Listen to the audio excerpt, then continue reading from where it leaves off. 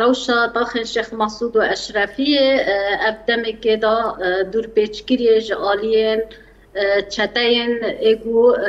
دنافا وزارة الدفاعية سوريا داخل جه كرنا وبنافدا جي أف فصيلة أف جهادين أجنبي جي أف جي نافدا خاب جه كرنا طاخ شيخ مسعود دور بيش كرنا دنافا دخازن دنافا تبلهبية كي جاركي دن بدرخينن چوال بر آوه چوال سویده کمکوژی پیک آنی تبلهوی چه کرن هر هر تم ایرش و تهدید لسر کرداجی دنابوان دا پیش دکوه و دمه دا جی اف دور پیچ کرن براستی دنابا همی ام ببین آلیه گخابجه کرن جی دنابا مزگفتا دا دنابا ام ببین دبستانا دا خابجه کرن دنابا نخوشخانه دا خوب جه کرنه جیه گو یعنی بتقل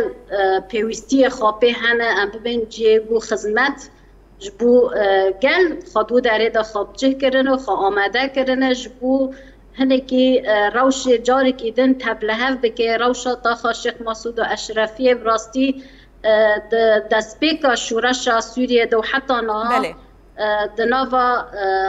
یعنی آرامیه که دا خواب پاراستیه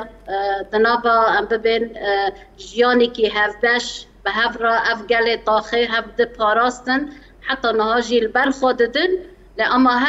هر دم ایرش لسر تاخه هنه ایرش نسکنین لسر تاخه